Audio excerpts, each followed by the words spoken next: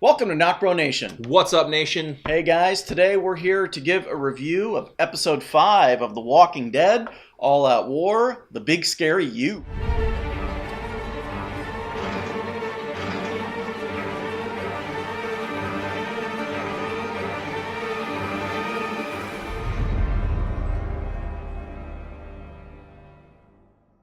The big scary you. Lean back. Yeah, so it was like we predicted, a heavy Negan episode. Very heavy. And I really liked the way this episode started off. You know, Not that I didn't like how it ended. I just liked how it started. I actually, before we get into it, I thought this episode was right on. I think it was a perfect stepping stone to kind of how this season has started. Started out a little, I wouldn't say slow, but we're doing building blocks here. Yeah. So we kind of knew that we have to get back to the sanctuary and with Negan to figure out what's going on. We threw in some couple things with Rick and Daryl, which was great, but it was really heavy on this, and I just thought the aspect of it with Negan and Gabriel was awesome. Yeah, it was really good. If anyone tells me that this season has started out slow, whatever, because you're completely wrong. I'll tell you that right now. There's been more action in this season so far than much of any season as a whole. So so let's get right into it. Right, we open up with a flashback of Gabriel praying in Alexandria that he doesn't want a fruitless death, and he's worried about that. We quickly then cut to probably one of my favorite parts of the episode, and that is a flashback to Negan and his meeting prior to them hitting the sanctuary. Yeah, and I thought that was really cool because it's funny because Simon brings breakfast to Gregory, which was just before the meeting, and this is where Gregory ran off to them, and what I got a sense is during that meeting, Gregory is trying to come up with a plan. Yeah. So he is saying, look, the hilltop is mine, even though they believe it's not his anymore because of Maggie. But he is like, the hilltop is mine, and he's like, how about I tell them if they're not on board to being with the Saviors, then I'll kick them out. But then Simon comes in and says, I agree with that plan, but let's take it kind of a step further. If they don't agree, let's kill them. Yeah. And this is where Negan gets pissed off. Yeah, there are a couple things about that interaction. Is one, during this meeting, you can kind of tell that Negan, Simon, well, pretty much everyone is not buying the shit that Gregory is feeding them. It may work with everyone else, but Negan's not buying it, and neither is Simon. And that's, I think, why Simon referenced that. But more importantly, the second point that I got from this is, for the first time, we get to see Simon kind of get his ass chewed. He did, yeah. And we see fear in Simon for the first time. Yeah, and before that, Negan has also said to Gregory, he thinks that he's playing both sides. He's like, I think you're playing both sides on me. Yeah. But yeah, like you said, Negan gets really pissed off at Simon because Negan's like, look, people are a resource. Yeah. We can't just go kill everybody, but we have to kill only the right people. Yeah. And that's why he wants Rick, Ezekiel, and Maggie, is because they're the right ones. They want to execute them in the best way, and then the rest of the people will be in so much fear that they will follow him, which is what Negan does. But he needs people to build his army and all that. Exactly. He is a leader that leads from fear, and so his whole plan is to obviously execute the leaders of each community in a public manner, so in front of everyone. Yep. To make it a point. Medieval style. Yeah, but I really liked how Simon, for the first time, we see fear in his eyes, because I didn't know that Simon was afraid of Negan. I had an idea, but we really get to see that now, because the moment Negan gets up and yells at him, he kind of calls him out, almost in a sense, almost attacking his loyalty in a sense. He's kind of kind of questioning Simon's loyalty, and then we get the smile from Negan, like, "Oh, it's cool, I gotcha." But hey, people are a resource. We're not just going to go kill everybody. Yeah. So. And this is where we open up with Rick and Alexandria, the kingdom, and the hilltop show up from what we saw from episode 1. and just show right up front at the sanctuary, and that's when Negan comes out and says that he's been in a meeting, which literally he's been in a meeting. But I love the line before that because you hear the gunshot. That's the shot that Rick sent out to get their attention, and Negan goes to the window, and they're like, "Oh, let's just." The other members are like, "Let's just go out there and just shoot them all up." Should we gather the troops? Yeah, should we gather the troops? He's like, "No, they got these hillbilly, things going on. They got shields and stuff up, so let's just go outside." Real quick. He makes a reference, I think, to the 50 cal.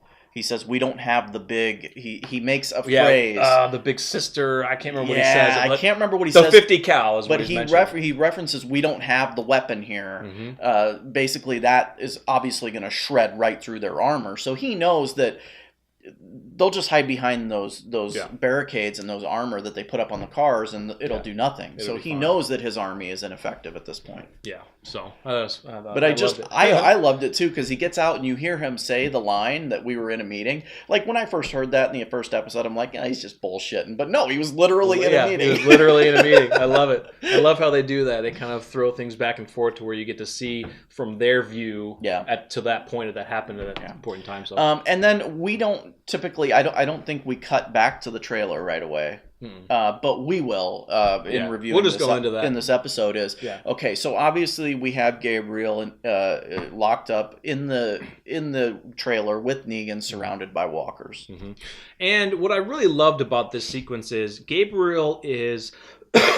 Gabriel's trying to talk with Negan. He's trying to get Negan to open up. He's wanting Negan to confess his sins. Well, that was creepy. Yeah, I mean, he's trying to get Negan to confess, and Gabriel keeps talking about himself, and he's like, I think Negan is asking him questions, and but Gabriel's like, I'll give you questions, I'll give you answers when you give me answers. Yeah, so it's kind of like a back and forth thing for a little bit. Gabriel mentions that he realizes now. Because Negan asks Father Gabriel is, why did you become a priest? Mm-hmm. And obviously here we are, Gabriel questioning himself. We got that in the beginning of the episode, that he doesn't want a fruitless death. And we know that he's always lived with his greatest sin, which is killing his parish and listening to them die. But then he says, well, I think I know why I'm here now, and that's to give you a confession. Right. And that creepy ass smile, and then they cut to a commercial. Yeah, creepy smile. But we come back to Gabriel saying how he's weak, and he wants to know what makes Negan weak. And what's interesting is that we do get a big reveal, but before that is Negan mentions about he's talking about the sanctuary and his people. He said, his people. Yeah. Before I got here, they were weak, and I kind of got a sense that I'm kind of thinking Simon was possibly the original leader before Negan. I don't know, because he does does reference the previous leader. He says the previous leader didn't know shit or couldn't keep shit together, and because he wanted to go and kill everybody, he wanted to kill everything, but he was weak. And when Negan got there, he got everybody in line and made them stronger. So yes, Simon is stronger with Negan, but I kind of got a sense that maybe Simon was possibly the original leader. That's a very true point, because he also tells Gabriel, if I don't get back there, people are going to start dying. Mm-hmm. And maybe possibly referencing, Simon is obviously there, second in command, right? And just gonna start doing shit that if they presume Negan dead, then Simon will be in command, and who knows what he'll do? Who knows what he'll do? But then again, there's also a flip side to that, and we'll get into this later in the episode. Who knows what the workers will do? Exactly. Yeah. So it's a very dynamic situation going on within the sanctuary, and we see that. But Negan references that in the trailer. Mm-hmm. Yep. So then we get to kind of the big reveal for Negan, and first off, Father Gabriel's trying to kind of being very, I wouldn't say loving, but he's kind of being very nice and cordial. And then he does, for the most part, he does grab Negan's weapon, he shoots at him, and runs into the back of the trailer. It was his gun. And Negan's like, look, it's time to go. I think a walker was coming through, and I think Negan bashed it with his, with Lucille. Mm-hmm. Pulls it into the trailer.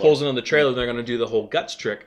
But Gabriel's like, look, I want you to confess. I will come out, and this is kind of where you mentioned before, where Gabriel confesses and says, my biggest weakness was that I locked myself and my church during this time and listen to all of my, parishioners or parishioners die and everything. That was my weakness. And then we get the big reveal from Negan. Yeah, so Negan confesses to Gabriel that, because earlier in the trailer, Gabriel says to him, Negan is pretty much saying, he's not a bad leader. Gabriel pushes back and says, well, what about all these people that you have working for you, these slaves that you have working for you? Mm-hmm. Negan brushes that off. Then Gabriel says, what about your many wives that you have? And also, we also ask, I think Negan, what did you used to do before? And Negan said he helped kids. Yeah. He helped kids. It was like those little bastards, stuff like that. But yeah, he mentioned about his wives. But going back to the wives thing is Negan then confesses, during this confession, Negan tells Gabriel that he had only one true wife, that he always regretted the way that he treated her, that he cheated on her, and that she meant everything to him. He cheated on her while she was sick. Yep. Yeah. And when she died, it was during the outbreak, and he was unable to put her down. Right. And that was his biggest weakness. Yeah, that was his biggest weakness. And you could see the hurt on his face too. Yeah. You could see the hurt on his face, but furthermore, when Gabriel even mentions, when he was like standing behind him, he was asking about his wives. He was like, because Gabriel asked him, did you have a wife before all of this? Did you have someone special before all this? Didn't he ask Lucille to give him strength? and when Gabriel asked that, I said to my wife, I'm like, oh man, he just asked the wrong question, because we know Negan's backstory, but when he's like, Lucille, give me strength, I'm like, this dude's just gonna kill him. Right. And he mentions about the wives. He's like, in a sense, he said, they all made their, they made their choice. Doesn't make it right. It doesn't make it right, but they made their choice. After Negan gives his confession, Father Gabriel, of course, opens the door and basically gives Negan the sign, okay, I'll work with you on getting out of here. The funny part about that is Negan just jacks him right away. He's like, you are absolved. I forgive you. You're absolved. Yeah. And he's like, great, let's go.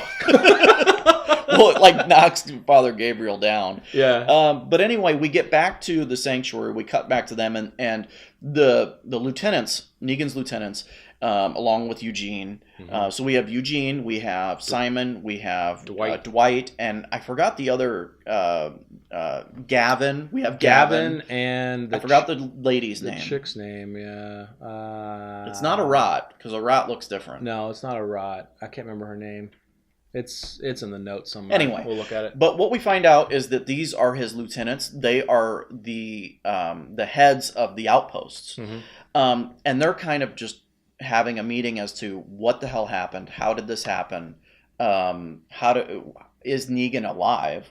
That's the biggest question. They're wondering if Negan's alive, and of course, because they have no idea, then they're trying to come up with secondary plans. Okay, what do we have to do? How are we going to get out of here? Yeah. And they're trying to come up with ideas, and the girl mentions about doing some type of plan, but Eugene immediately says, no, that's not going to work. Yeah, she wants to take the army. Just go out there and kill as many walkers as they can, back to back, and systematically go through all the walkers and kill them. Right. Eugene says, even if we take our entire army out, in your proposed plan, we won't last that long. Right. It's just not going to work. Yeah. Immediately after suggesting that, then that's when Gavin says, look, we need to deal with the immediate situation, which is someone in this group ratted us out and told the survivors everything and how to get here or whatever. Right. Yeah, they're thinking that there's a rat in the nest or rat in the maze, and they're trying to figure out who may have told. And they're kind of suspecting Eugene, because he's still an outsider, so he just immediately crushed down a plan right away. Right. Yeah. So. And in that moment, that's when Dwight stands up for him and says, "You're right. We go out there, we're just going to be toast." Right. And then that's when Simon comes in. He's just like looking at him and stuff. But I thought Dwight was in trouble, because Dwight stands up and tells Simon, "Look, if you don't get our army out and do something about this, then I will." Right. And that's when Simon comes by and is just like, "I like the plan." Yeah, he looks pissed at first, and then he smiles. Yeah. So during that meeting, we get the workers that obviously interrupt the meeting and want to know where the hell's Negan at. So we can see that there's tension. Power is out. Yeah, the power went out. Like they showed Eugene like playing video games in his room and the power goes out.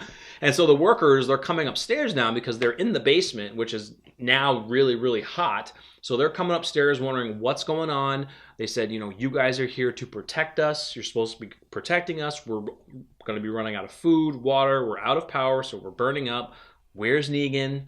And we know where Negan's at that time. Right. And that's him and Gabriel have done the blood and guts trick. They poured him all over, and they're walking through the walkers trying to get back into the sanctuary. Yep. We did forget one pivotal meeting where Dwight and Eugene comes in and basically tells Dwight, hey, thanks for sticking up for me. One interesting point about that is Eugene doesn't quite tell him, or Dwight doesn't tell Eugene, hey, I'm on Rick's side. Right. I don't think those two quite trust each other yet to do that. No, not yet. But I laughed so hard in the middle of this conversation with Dwight and Eugene. Is he's looking at the chessboard or the figures that he's making, and he picks one up, and Dwight says, that's not dry yet.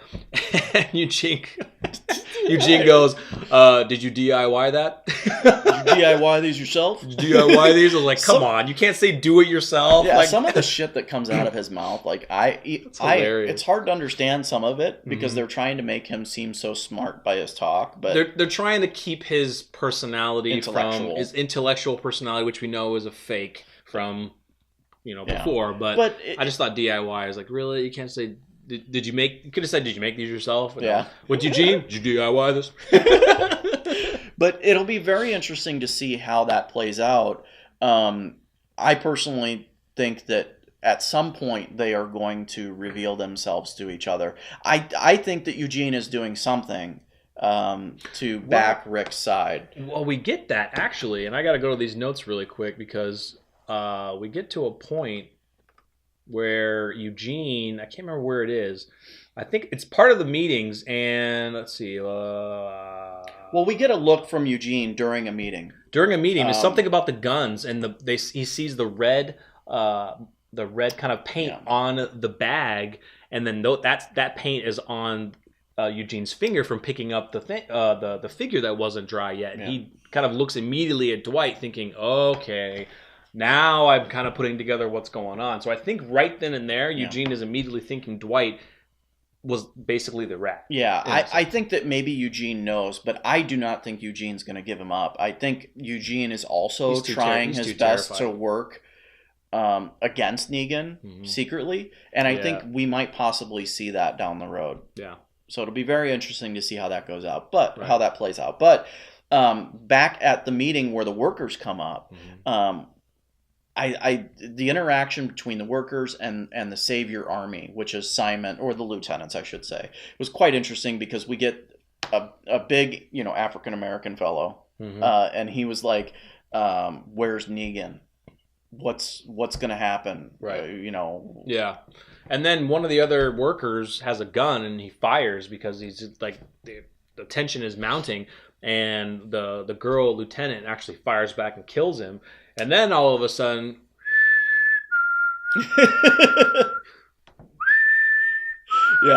Negan comes in with Gabriel. Everybody once everybody hears the whistling, they immediately turn around and kneel. They know it's him. Even Gabriel kneels. Even Gabriel kneels too. I think he just did it because he's like, I think I have to now. Yeah, it was pretty cool to see the return of Negan, awesome. Right? Yeah. And he goes into saying, I need to shower this shit off, but then I'm going to come back and we're going to figure some shit out here or something like that, basically. Yeah, and actually, he was kind of mad at the girl lieutenant. He was like, why did you do that? Like why did you just kill him? And that's where we get into the meeting where they go and they're like, how did the workers get those guns? And they figured out they got them from somewhere, an armory somewhere, and that's where they bring the bag back, and that's where Eugene sees the red mark. That's right. Figures out from Dwight because they're meeting. Yeah, that's that meeting after Negan gets all cleaned up. So we get another quick incident during that meeting is I think it was Gavin that kind of just says that my outpost was supposed to be bringing some supplies, ammunition or something, and they haven't been here yet. Right. So they kind of are starting to get the feeling that other shit's going down. Right. Because Gavin even says, my outpost is never late on deliveries. Yeah. So I think they're probably thinking that maybe Rick and them are hitting those outposts, cutting them off. And they've mentioned that too. I think Gavin even says, I think they're, what are they doing? Cutting us off? How did we not see this coming, or how did we not know that they're out there just destroying our outposts and they're going to cut us off and leave us here to die? Yeah, perfect segue into Rick and Daryl. Yeah. So we get the aftermath of the highway fight scene, jumping into cars and attacking a savior on the run with the 50 cal. And we kind of get some interaction between Dwight and Daryl. So they get to the overturn, and we get to see the guy who's actually dying, that Rick stabbed, and he basically tells them. Now, I didn't hear it at first, but he did actually say it. So he tells Rick and Daryl that the kingdom is all gone, but he said except for Ezekiel. And some lady. Yeah, some lady. Ezekiel, some lady, and the guy with the axe, which is Jerry. Yeah. So at first, I didn't hear him say except. I thought he was telling them that, like, those three in particular are dead. Yeah, I'm surprised that on his deathbed, being the enemy, that he's willing to give up so much information. Right.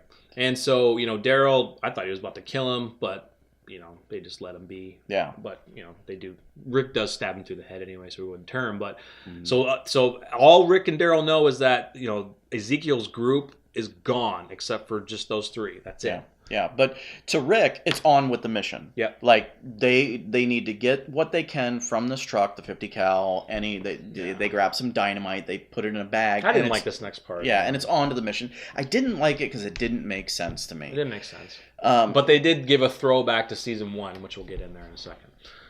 We'll get into it. I'll show you. I'm like, really? Did I not catch it? And I obviously didn't. But so Daryl wants to take the weapons.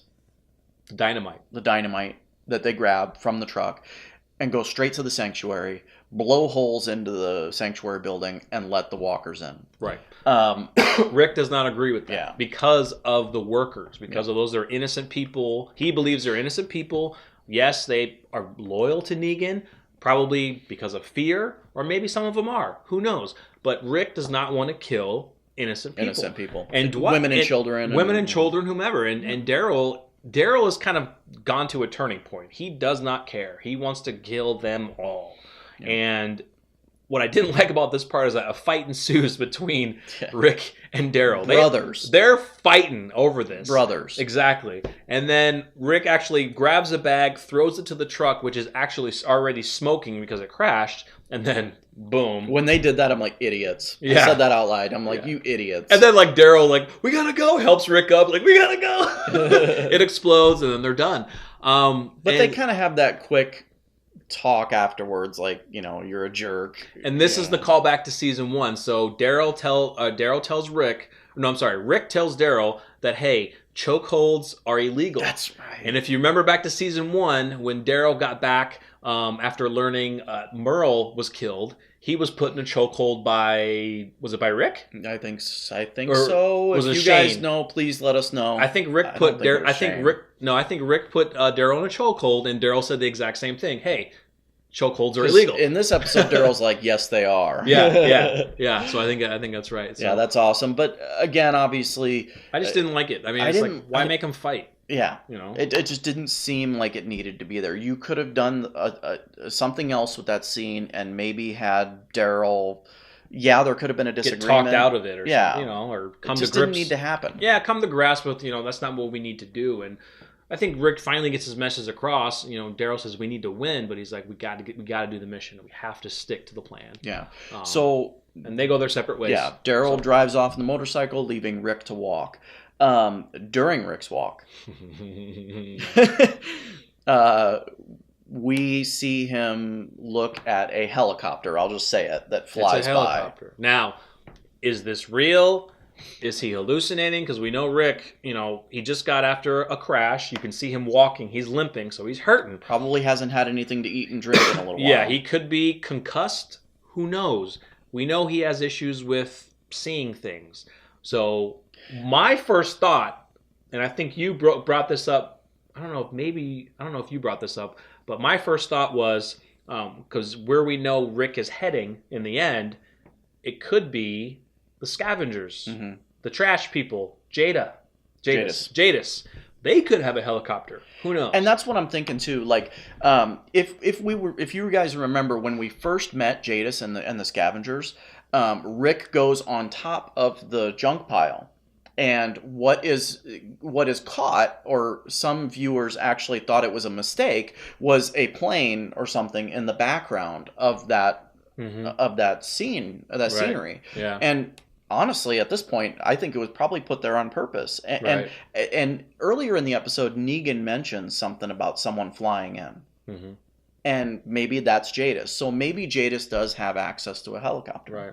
Yeah, and that's what I've seen online, is that they always go back to that scene where he's on top of the trash, and yeah, it could have been a mistake. It could have been some pilot flying through during production. But as far away as it was, who knows?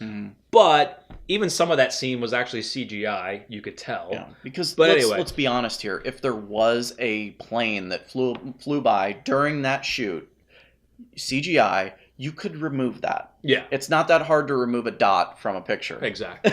So if this helicopter is indeed real, I believe it is part of the scavengers and Jadis. If this helicopter is real, I want to know how you're still fueling this thing. Exactly. A year into the apocalypse.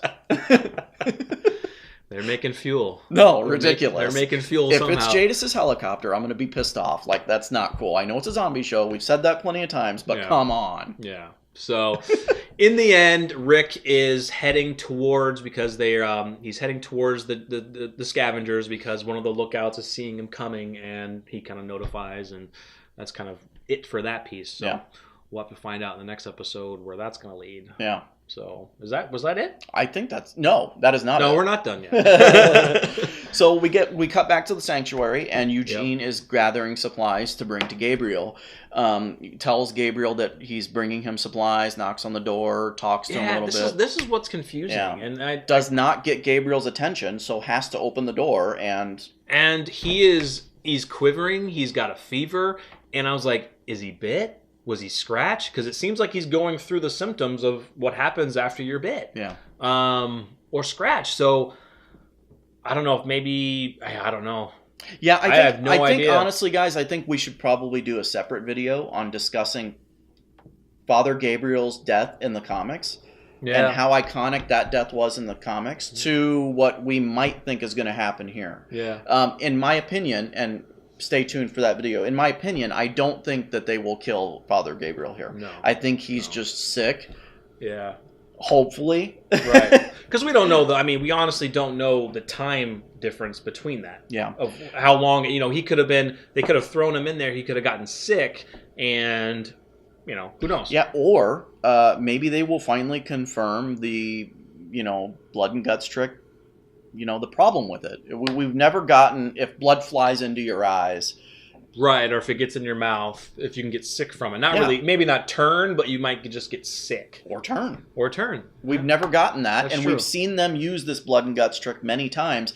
Maybe we'll finally get confirmation that, look, it is going to happen, because there is a comic book fight battle that's also going to play a role in this down the road. Yeah. You know what I'm talking about.